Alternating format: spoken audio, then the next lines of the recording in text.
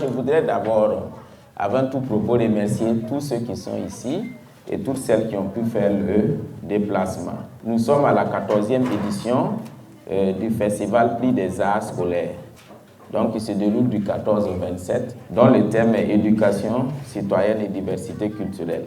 Et il faut dire que cette conférence s'inscrit dans le cadre d'un échange entre l'association culturelle Sylvie Chalaï et Bienvenue Théâtre du Bazéga.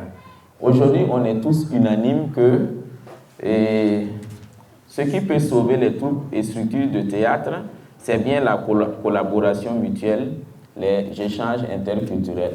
En 1919, 100 ans de théâtre au Burkina Faso. On sait que la République de Haute-Volta a été créée en 1919. Donc nous allons essayer de parcourir vraiment l'histoire de ce théâtre-là.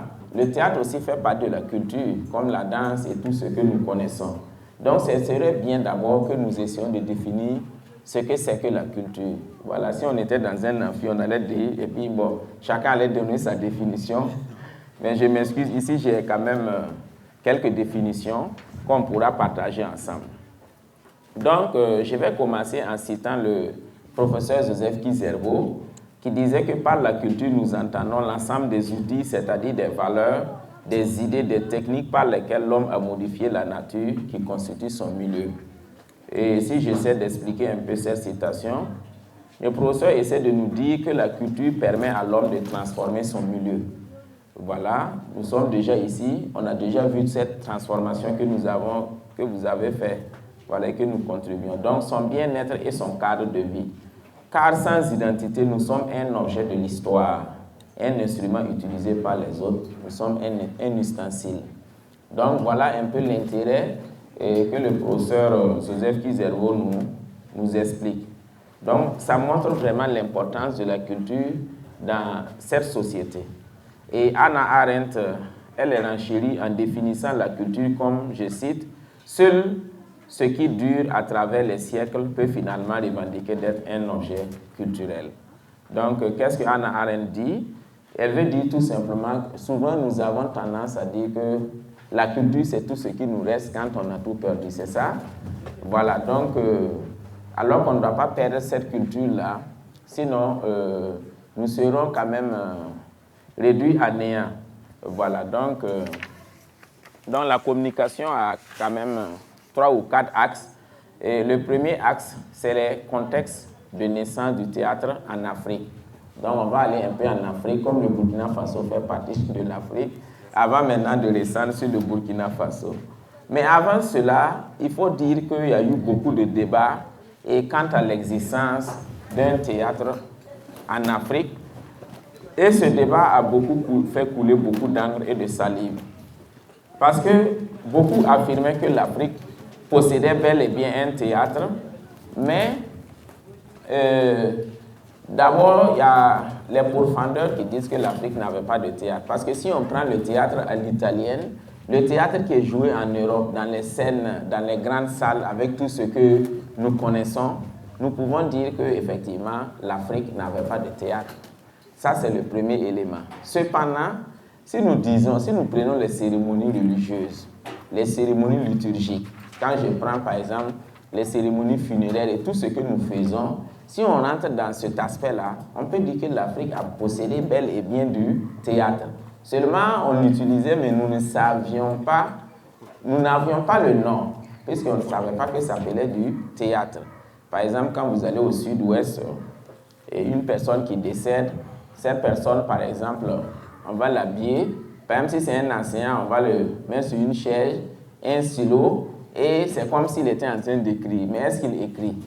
Non, c'est une sorte de ce qu'on va appeler de théâtralisation. C'est un jeu. Est-ce que vous voyez? Donc tout ça, ça constitue du théâtre. Ou si nous allons, je ne sais pas, dans les différentes cérémonies de PPS, on voit que, par exemple, la jeune mariée, ses soeurs et tout ça ramasse, par exemple, les chaussures des hommes qui sont venus chercher la femme. Donc, est-ce que quand on ramasse vos chaussures, vous les frappiez? Non, puisque c'est un jeu.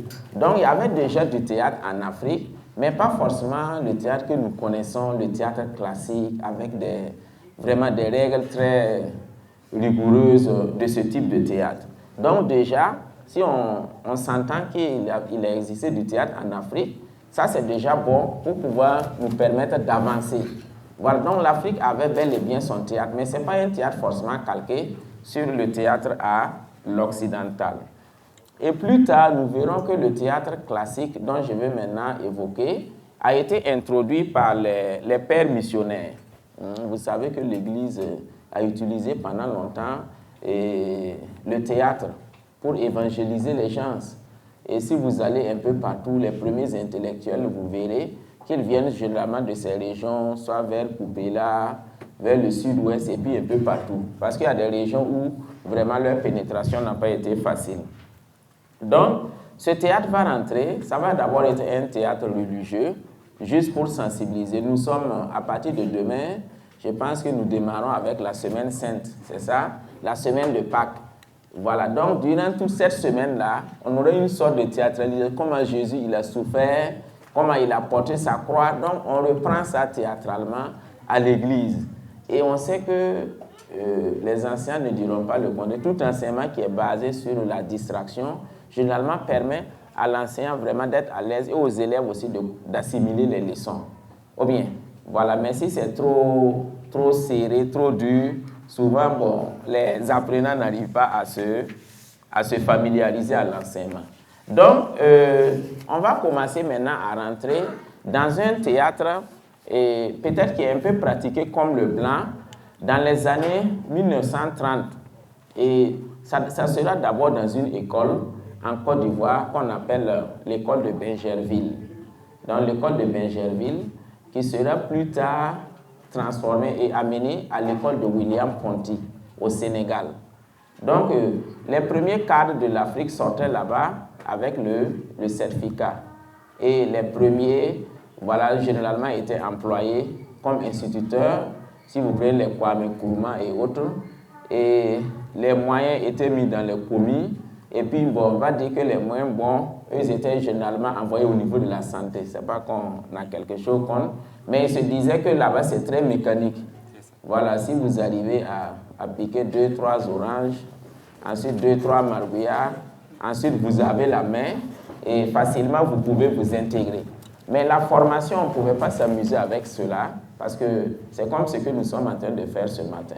C'est-à-dire, on ne va pas prendre des gens peut-être qui n'ont pas forcément les capacités pour venir donner, parce que c'est toute une génération qu'ils forment.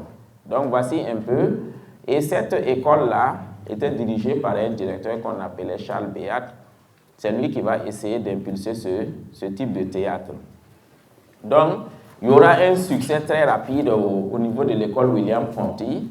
Et qu'est-ce que le directeur va faire? Puisque les élèves de cette école venaient généralement des colonies Haute-Volta, Guinée, Côte d'Ivoire, Mali, Sénégal, tous les pays de l'Afrique, voilà, et ils venaient de là. Et le directeur Charles Béat va demander aux élèves d'aller enquêter les vacances et puis venir maintenant et faire des scènes qu'ils vont jouer au niveau de l'école. Et l'un des spécialistes qui a travaillé beaucoup sur ce type de théâtre, c'est Bakary Traoré. Donc, Bakary Traoré dit que les élèves s'employaient pendant les vacances à interroger les vieillards, les sages du village pour recueillir les légendes et les traditions. Au retour à l'école, à 2 ou 3, ils discutaient sur le choix du thème, le plus scénique, le plus transposable en langue française et, fait important, le sujet le plus proche du goût européen. Donc déjà, on voit que les élèves qui sont à cette école-là vont aller enquêter anthropologiquement, connaître les réalités des Africains, et les Blancs qui sont à l'école facilement connaissaient ce qui se passait dans les colonies sans forcément se déplacer. Est-ce que vous voyez? Donc, comment le théâtre pouvait jouer un rôle important. Et ce type de théâtre-là, ils vont jouer chaque fois pour faire plaisir aux colons, faire plaisir aux Européens. Donc, en cela, Jean-Pierre Guinganet disait que le théâtre de William Ponty avait pour un but précis, utiliser le théâtre pour modeler l'esprit des intellectuels et des populations africaines de l'époque, afin de les amener à une meilleure adhésion de la politique coloniale. Donc, c'était une école coloniale qui était là pour former aussi, voilà, des Africains dans l'administration, puisque quand on va avancer, dans les années 1950, on va voir qu'il y aura une sorte de contestation, puisque ces premiers intellectuels étaient chargés de remplacer les Blancs et après leur départ. Donc, Bakary Traoré, lui, nous situe l'origine du théâtre négro-africain, comme j'avais dit, non seulement dans les cultes de Dieu, mais aussi dans la tradition griotique. La tradition griotique, on sait que dans la société, il y a des griots. Donc, les griots sont sans conteste les dépositaires de la parole, qu'on notait l'inexistence de l'écriture. Les griots appartiennent à la généalogie des différents villages. Donc, les griots aussi, tout ce qu'ils font, c'est, on va voir que c'est du théâtre, et c'est généralement des gens qui ont une mémoire éléphantesque, qui peut prendre, je ne sais pas, 5-6 générations, et puis faire toute l'histoire de votre lignée. Donc, Bakary Traoré va parler déjà de ces griots-là dans l'origine. Donc, les griots faisaient parler leurs héros et leur histoire devenait dans leur bouche de véritables scènes de théâtre. Quand ils essaient de vous raconter une histoire, ils vont vous parler de la forêt où il y avait, je ne sais pas, le lion, l'hyène et tout ça. Ils vont peindre la situation de telle sorte qu'effectivement, nous sommes dans une scène de théâtre. C'est ça? Où on vit même le conte, où on vit même l'histoire. Voilà. Donc ça va évoluer jusqu'en 1954, où quand même les Africains vont commencer maintenant à comprendre un peu dans le jeu des Blancs, on va dire cela. Donc, on dit à partir des années 1954, et le théâtre africain va s'engager sur la voie de la contestation et de la remise de l'ordre colonial. Donc, en 1958, on va assister à 2 événements majeurs.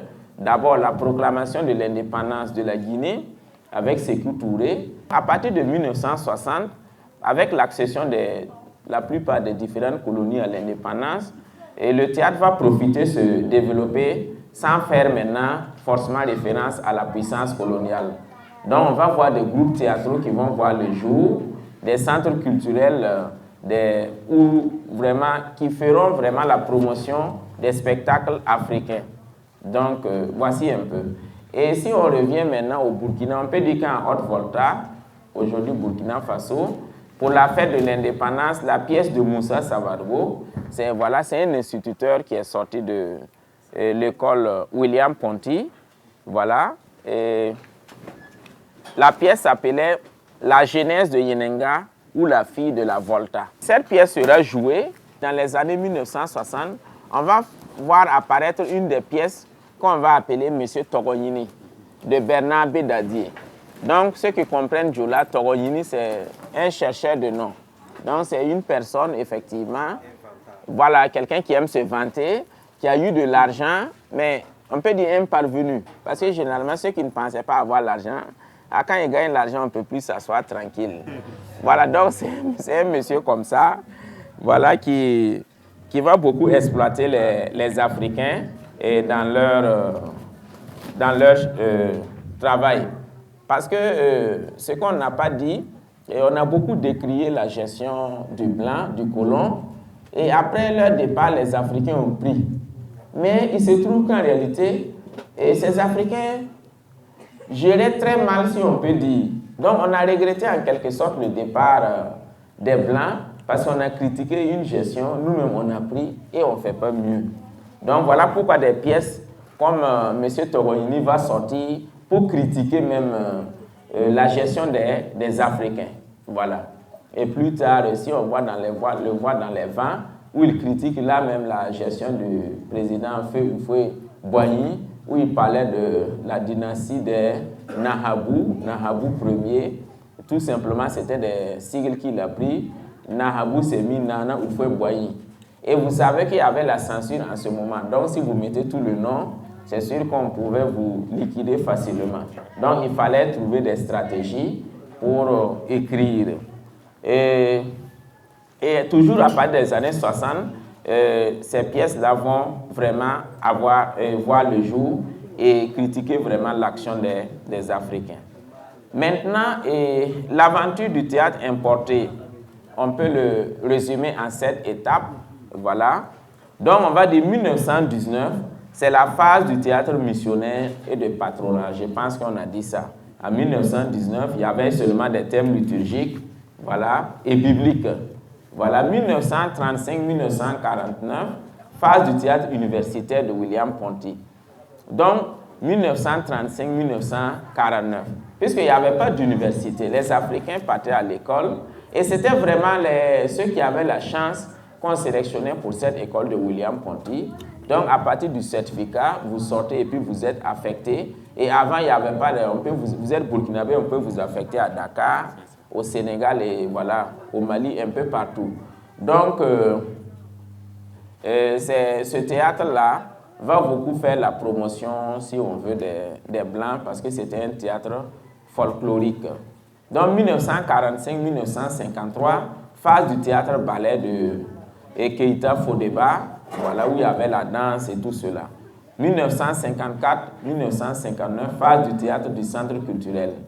Et 1960-1970, les dramaturges africains vont écrire pour dénoncer le colonisateur et la colonisation.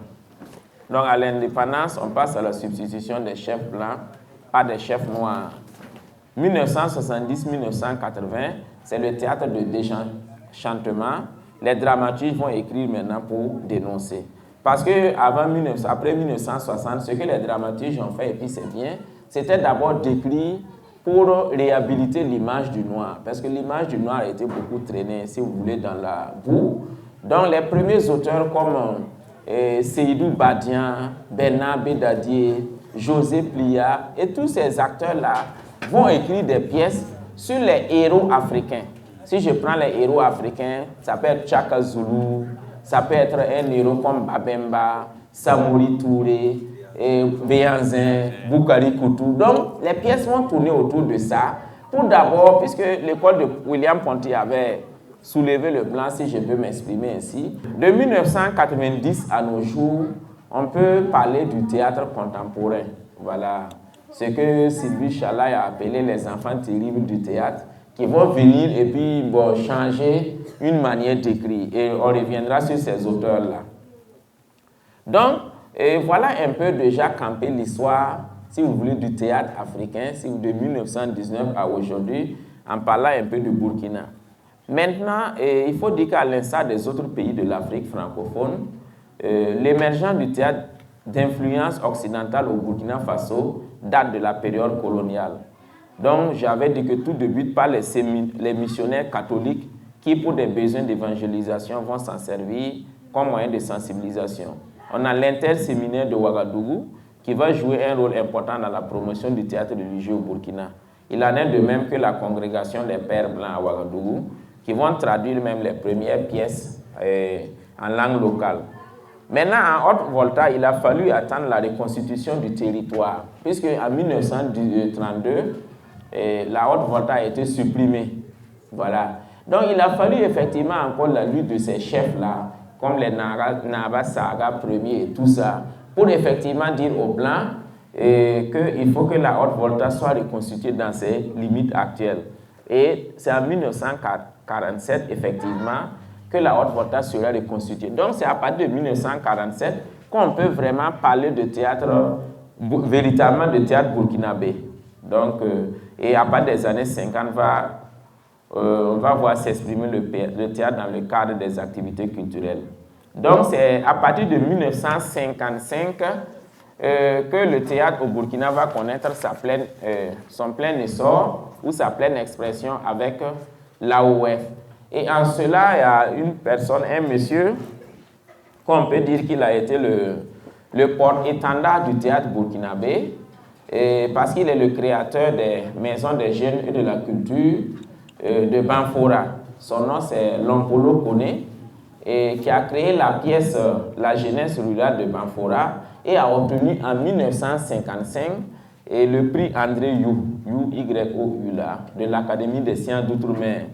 Il a également remporté des prix des centres culturels de l'Afrique occidentale française devant le Dahomey en 1957, toujours avec la troupe des maisons des jeunes de Banfora dont il était le directeur. Donc la pièce s'intitulait Le paysan noir et plus tard il créa ensuite Soma Oulé qui va relater un peu le passage de Samori Touré dans l'ouest de la Haute-Volta. Donc à partir des années 55 et plus particulièrement en 1957, on peut dire que le théâtre burkinabé a connu son essor avec ce grand prix, puisqu'il n'en existait pas. Et le concours, c'était le concours RFI, donc Radio France Internationale, qui lançait ce travail-là. Donc, si on prend cette date comme marqueur temporel, on passe en 1958 et naissait à Ouagadougou la première troupe de théâtre amateur dénommée L'Arc-en-Ciel de Félix Boriam et de Boubacar Diko. Donc c'est plus tard que Félix Boriam, aidé par Lompolo Koné, Yamba Tienderbego, vous avez entendu des contes de l'Allée, Yamba Tienderbego et Moussa Sawaro créent la troupe Yenenga et fit leur première représentation le 13 octobre 1961 avec la pièce de Moussa Sawaro, La fille de la Volta. Donc vous voyez qu'il faut vraiment remonter pour comprendre l'histoire de ce théâtre-là. Et au début des indépendances, les manifestations telles que les journées culturelles du cercle d'activités littéraires artistiques Calabre, qui se déroulait chaque année, allaient favoriser la promotion des activités artistiques dans le théâtre. Des ensembles privés, à l'image de la Volta d'un grand acteur, Sotigui Kouyaté, certainement que vous connaissez, ou le cercle de l'amitié de Karim Lati Traoré et de Mamadou Sidibé étaient les porte-flambeaux de ce théâtre à notre Volta. Donc, à la même période, le théâtre en milieu scolaire connaît une effervescence particulière et favorise la vulgarisation rapide de la pratique théâtrale. Maintenant, on avait parlé de la pièce de Lompolo Koné 1955. Maintenant, ce qu'il faut retenir aussi, que c'est à partir de 1968 que Pierre Kadabiré se distingue en remportant le premier prix du concours interafricain avec sa pièce Sans Soi. Donc, la première pièce de théâtre éditée au Burkina Faso, c'est la pièce Sans Soi en 1968. Sinon, il n'y en avait pas. Il y a beaucoup de textes qui sont manuscrits, mais pas de pièces qui sont éditées. Donc, ça c'est une pierre blanche dans l'histoire du théâtre au Burkina. Le succès des premières pièces historiques burkinabées au lendemain de l'indépendance et du concours théâtral interafricain a contribué à installer une nouvelle tradition de théâtre. Entre 1970 et 1980, on peut citer quelques pièces créées sur l'histoire de la Haute-Volta. Donc, il y a Yenenga de Karim Konaté, en 1972. Karim Konaté, que la FENATEB a rendu hommage, non? C'est ça, M. Bonkoumou. Voilà. Ensuite, on a Naba Ouedraogo de Kolunoaga, 1980, qui sont des pièces écrites pour rendre hommage à la princesse Yenenga. On peut noter aussi des pièces écrites sur la révolte et le mécontentement des populations vis-à-vis du pouvoir colonial. On a Amaro, ou la bataille de Numundara, de Yaya Konaté, et Amaro de professeur Jacques Prosper Bazi. Donc voilà, on a déjà fait le tour jusqu'à, je ne sais pas, 1972, pour montrer comment ce théâtre est fait. D'abord 1919 jusqu'en 1930, 1930, 1957. Donc, à partir des années 72, nous avons ce que nous avons appelé la deuxième génération des dramaturges. Voilà, cette deuxième génération se caractérise par deux anciens, Jean-Pierre Guingané et Prosper Comporé. Ces deux universitaires burkinabés qui partagent en commun une passion et un enseignement sans faille pour la promotion du théâtre, et ils vont développer le théâtre pour le développement ou le théâtre d'intervention sociale sous la forme de théâtre débat pour le premier et de théâtre forum pour le second. Donc il s'agit ici de pratiques théâtrales inspirées à la fois de traditions comme celle des griots et de diverses pratiques endogènes. Donc à côté de ces deux géants, si on prend Jean-Pierre Guingané, feu Jean-Pierre Guingané et Prosper Comporé, nous avons aussi Amadou Achille Gourou, voilà, qui fut l'un quand même à avoir introduit, si vous voulez, le théâtre professionnel au Burkina Faso. Voilà. Donc les deux s'inscrivent dans le théâtre forum et théâtre débat. Et je pense que c'est ce que BTB fait. Voilà, dans cette logique d'éveil des consciences, de participation favorable à la population. Donc, Prosper Comporé disait que le théâtre burkinabé, bien que relativement jeune, a un capital d'expérience trop souvent méconnu, mal exploité. Les œuvres théâtrales, les hommes et les femmes de théâtre, les spectacles et événements théâtraux ne sont pas suffisamment explorés par les chercheurs dans le but de constituer une mémoire des arts de la scène. Et je pense que c'est ce que l'IRTB, la FENATEB essaie de faire avec toutes les troupes qui sont là pour vraiment répertorier toutes les troupes de théâtre au Burkina Faso.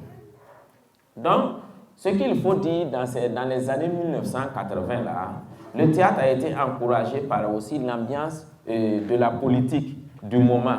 Si on vous dit le 4 août 1983, vous savez que c'est la révolution qui a été conduite par le capitaine Thomas Sankara. Donc c'était pour la première fois dans l'histoire du Burkina Faso qu'un régime accepte, si vous voulez, ouvertement affirmer sa foi en l'art et en la culture qui sont appelés à être les viviers de la construction de l'identité nationale. On savait qu'un président comme Thomas Sankara venait à tout moment au théâtre, il suivait le théâtre, il cherchait même à comprendre et il encourageait. Donc c'était la première fois qu'on voit un régime qui va dire effectivement que ce art-là, c'est un art à être accompagné. Donc c'est pourquoi on verra quand même l'essor du théâtre à partir des années 80. Et si nous quittons les années 80, on va venir dans les années 2000.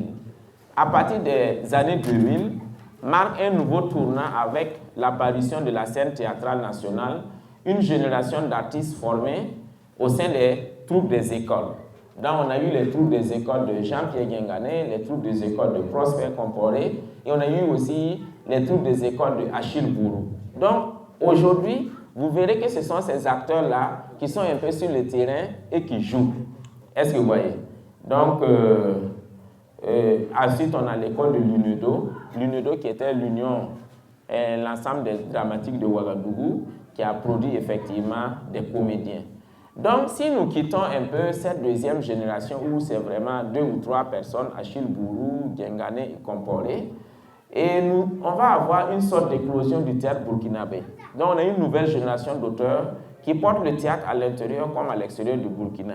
Ces jeunes auteurs que nous pouvons appeler, j'ai mis entre guillemets, la 3e génération, puisqu'ils ont été formés par la plupart des dévanciers là, nous avons cité voilà, précédemment, constituent la relève du théâtre burkinabé.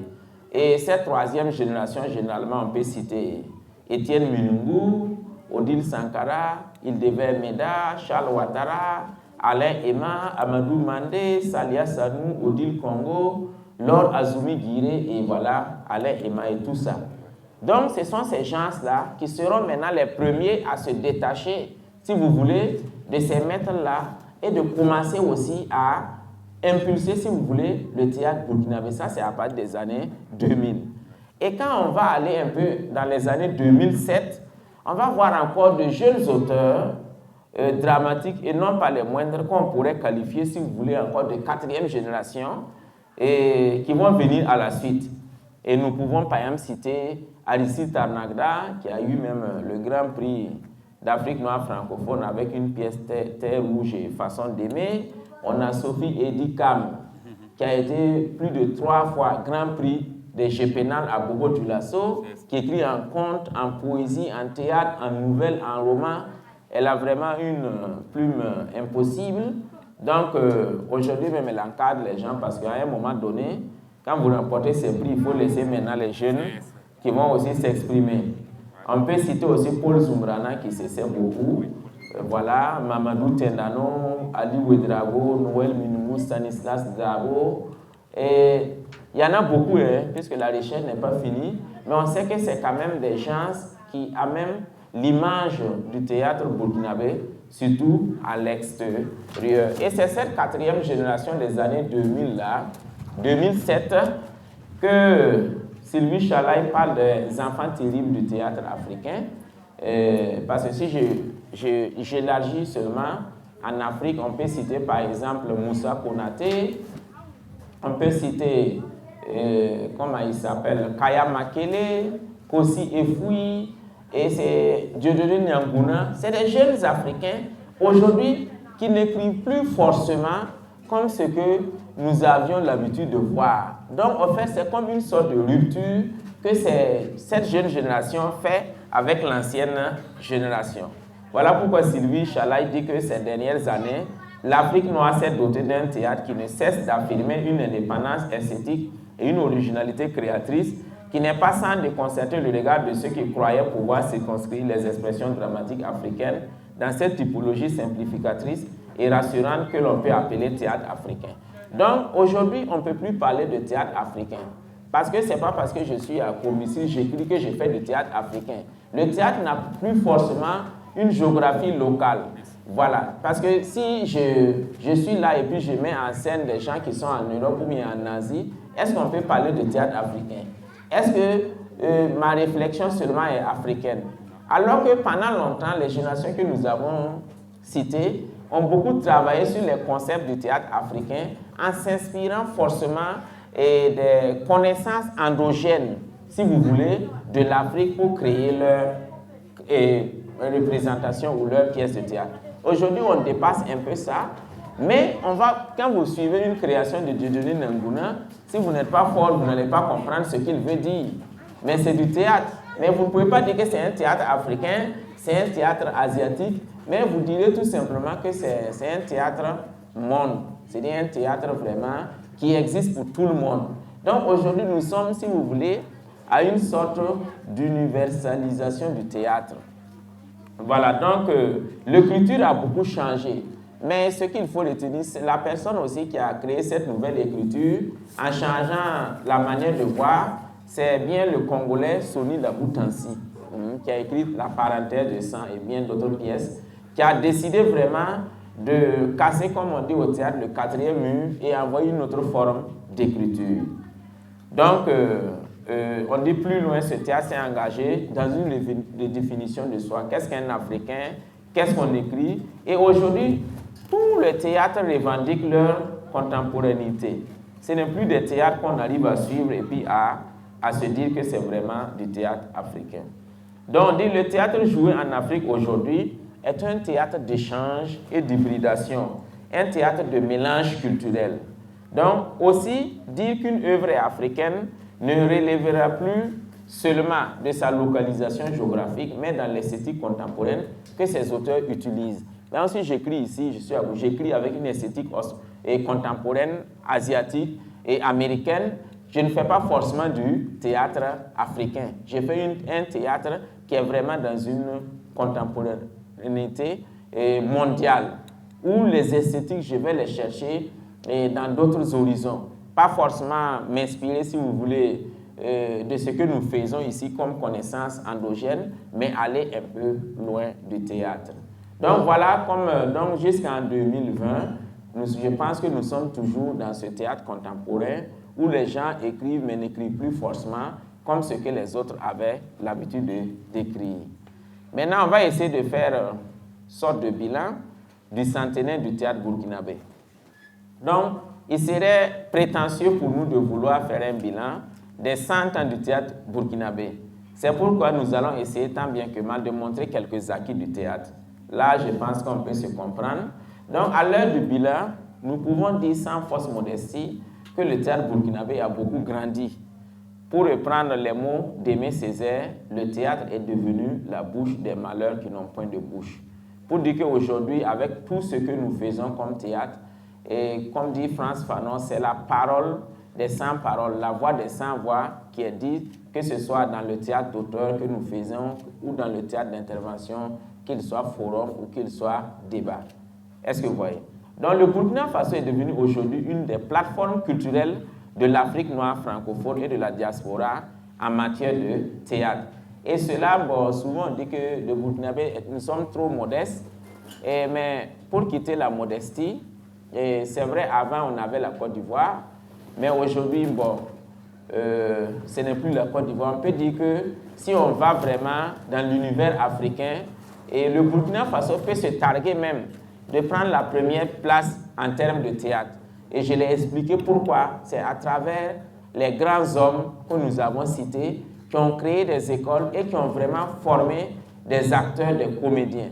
Aujourd'hui, nos comédiens jouent partout à l'international. Quand on dit le Burkina, même quand vous prenez le cinéma professionnel, ce sont ces mêmes comédiens qui vont jouer.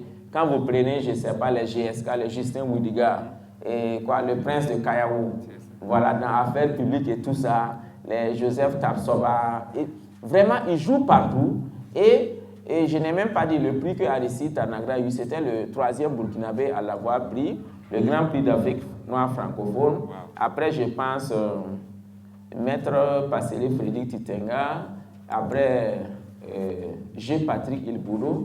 Voilà, c'est un dramaturge qui a pris ce prix-là. Donc, ça montre à tel point le niveau de théâtre au Burkina Faso. Mais ça ne veut pas dire que si vous êtes les premiers aujourd'hui, il faut s'enorgueillir. Au contraire, il faut redoubler de travail parce que la Côte d'Ivoire était première, maintenant elle est descendue. Donc, si vous êtes premier, on dit il est facile d'être premier, mais c'est rester premier là qui est le problème. Même dans une classe, quand vous arrivez, premier trimestre, les gens dormaient, vous avez fait, comme les Ivoiriens, vous avez quêté, vous avez pris la place. Deuxième trimestre vient, les notes commencent à tomber, vous-même vous savez que ça là, c'est un combat, vous-même vous n'allez plus pouvoir être premier.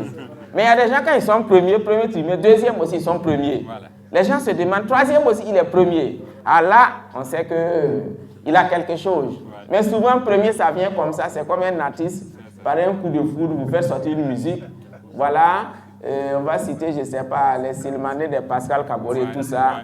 Ça cartonne et puis après, vous n'avez plus d'inspiration. Il faut que vous allez en Europe seulement. C'est fini.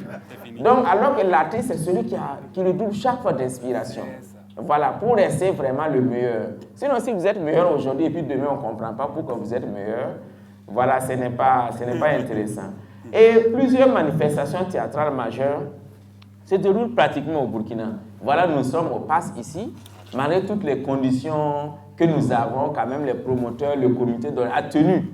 Et si on va dire, c'est une activité qui forme vraiment la génération. Dans 20 ans, les enfants qui vont sortir ici, vous allez voir que ce ne serait même pas croyable. Mais quand vous irez voir, peut-être, en termes de soutien, si le promoteur va dire, c'est même pas sûr, mais excusez-moi, monsieur le directeur, que l'État même a pu apporter quelque chose. Moi, je ne suis pas dans les secrets de Dieu. Et même si c'est tellement minime, qu'aujourd'hui, il faut qu'on mise beaucoup. Je viendrai dans les perspectives pour parler de cela, pour accompagner ces hommes et ces femmes qui se battent jour et nuit pour la promotion de cette culture-là. Et l'un des événements qui porte les nouvelles écritures, j'ai parlé du théâtre contemporain, c'est bien les récréatrales, résidences panafricaines d'écriture, de création et de recherche théâtrale. Et vous avez vu même que dans les semaines passées, on a baptisé la rue, les récréatrales, pour tout ce que le travail qu'ils font. C'est la première fois au Burkina qu'on voit un festival. Avant, on avait l'habitude d'aller dans, on peut dire, une salle de ciné, une salle de spectacle pour suivre le spectacle. Mais ils ont trouvé vraiment une idée ingénieuse. C'est que maintenant, c'est le théâtre qui rejoint les gens dans leur maison. Voilà, donc BTP peut décider aujourd'hui, au lieu de jouer ici, d'aller dans une cour chez le chef, chez un responsable, tout ça. Commencer à jouer pour que le public même sache réellement ce que vous faites. Sinon, si vraiment c'est dans une salle comme ça, c'est bon. Mais après, c'est des idées comme ça qu'on donne en termes de perspective pour que vous puissiez créer et jouer auprès de la population, jouer pour la population et faire même jouer la population. Ça peut être encore des plus-values. Et c'est ce que vraiment les autres font. On a le FITMO Fab de Guingané, on a le FITD, voilà, qui vit lentement maintenant. Donc, à côté aussi de ces grandes écoles, nous avons les écoles de formation. Ce n'est pas pour rien que j'ai dit que si on a la tête aujourd'hui, si vous allez à l'espace Gambidi, qui, à travers le centre de formation et de recherche en art vivant, CEFRA, développe une formation de niveau supérieur. Donc, les étudiants sortent avec la licence en art dramatique. Voilà, pendant 3 ans après le bac, ils font une formation. Avant, si vous dites que vous faites le théâtre ou la musique, on dit, mais après ça, tu fais quoi? Voilà, donc, alors quand on dit qu'on est enseignant, on est infirmier, on ne dit pas quel travail tu fais encore. Voilà. Donc, c'est pour dire que ces professionnels du théâtre-là, ce n'est pas pour les vanter. Quand vous allez en ville, à Ouaga, peut-être les messieurs sans faute, peut-être les concours, c'est des gens qui sont sur des R+1, des R+2. Hein. Ils ne sont pas dans des petits contrats, des contrats de 50 000, 100 000 euros. C'est beaucoup d'argent. Mais aujourd'hui, bon, souvent, on pense que forcément, c'est l'école classique que nous avons connue. Voilà, prendre un salaire à la fin du mois, ou bien se débrouiller. Aujourd'hui, l'art vraiment nourrit son homme et on ne pourra pas dire le contraire. La TV aussi a une école de formation, le cartel aussi a une école de formation, le récréateur même a un laboratoire. Par exemple, s'il y a des jeunes ici, on pourra par exemple demander pour que le laboratoire puisse les prendre et en fonction d'un test. Et aussi, on a le Carrefour international de CITO qui forme les comédiens. Et aujourd'hui, au Burkina Faso, c'est l'une des structures qui offre du théâtre professionnel. Si vous voulez voir du théâtre professionnel, effectivement, c'est aussitôt où vraiment les cachets même qu'ils proposent vraiment sont très intéressants. J'en parle parce que je suis membre du bureau exécutif, donc généralement on décide des salaires des artistes. Et c'est vraiment, quand on lance une création comme ça, les gens se battent pour pouvoir être retenus. Parce que si vous êtes retenu, vous allez créer 1 mois ou 1 mois et demi, vous allez jouer 2 mois. Souvent, on les envoie en Europe pour jouer. Voilà, c'est à cause du Covid au Mali, au Bénin. On joue partout, vraiment avec des budgets qui sont très consistants. Si on va un peu à Bobo, on a la compagnie Trace Théâtre de Moussa Sanou. On a aussi l'INAFAC. L'INAFAC, c'est une structure publique. Je ne sais pas pourquoi, généralement, peut-être le DP va répondre. Les structures publiques ne fonctionnent pas beaucoup, voilà, par rapport aux structures privées. Voilà, bon, peut-être, je ne sais pas quelle explication on veut donner, parce que souvent, quand la personne est fonctionnaire, il se lève le matin, voilà, il vient au bureau. Moi, si vous venez vers lui, tant mieux. Si vous ne venez pas aussi, souvent vous venez, peut-être ce n'est pas une bonne réponse qu'il va vous donner. Donc, ça fait que ces structures-là, vraiment publiques, à part l'INAFAC, je ne vois pas une structure publique comme ça qui fait de la formation. Donc, à quelque part, l'État même a démissionné et ce sont les structures privées qui font le travail de formation et de conscientisation. Donc, je parlais tantôt des perspectives. Pour terminer, c'est essayer, on a toujours demandé d'intégrer l'enseignement du théâtre dans les programmes d'enseignement des écoles maternelles, primaires, secondaires, professionnelles et universitaires même. Voilà. Mais cela n'est pas fait, je ne sais pas pourquoi. Bizarrement, on va dire, par exemple, c'est une activité comme ça, un tremplin artistique comme ce que BTP fait. Vous voyez que c'est toute la région qui participe. Donc finalement, ils ont pris encore le rôle de l'État pour former des gens.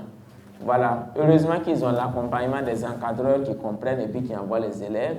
Et ça, c'est une formation qui est vraiment bien. Parce que si l'État tarde de prendre ses responsabilités, les acteurs publics prennent leurs responsabilités. Donc l'éducation artistique, si vous voulez, on sait que ça développe la sensibilité esthétique et poétique de l'enfant. Ça exerce la mémoire de l'enfant. Quand on dit de retenir un texte, si vous n'êtes pas fort, vous ne pouvez pas retenir. Ça cultive en lui le goût du beau, quand on parle de l'esthétique. En plus, l'éducation artistique joue contre la timidité et elle véhicule des messages qui développent les vertus individuelles et collectives et combattent les vices et cultivent le patriotisme et l'amour de la communauté. Elle développe également l'esprit de groupe et de la culture de la discipline. C'est comme le football, c'est un sport collectif. Vous ne pouvez pas jouer si vous êtes un égoïste. Vous ne pouvez pas prendre le ballon depuis le camp là, courir vous seul, aller marquer dans l'autre camp sans qu'un joueur ne vous fasse tomber ou bien. Vous êtes obligé de faire une passe et attendre une passe. Ça, c'est l'art. Donc, les enfants qui vont pratiquer l'art, vraiment auront beaucoup, ils vont combattre leur timidité, ils n'auront plus de tact et deviennent intelligents même. Voilà. Et ils ont des messages de paix qui sont en eux, sans oublier le goût de l'esthétique, la beauté qu'ils découvrent.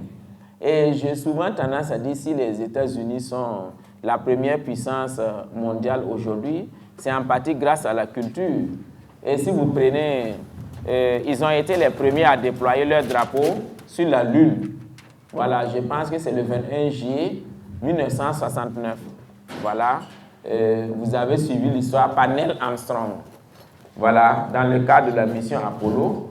Et quand les États-Unis sont arrivés sur la Lune, la célèbre phrase que Neil Armstrong a dit en anglais, et peut-être je vais l'expliquer en français, il dit que that is one small step for man, one giant leap for mankind.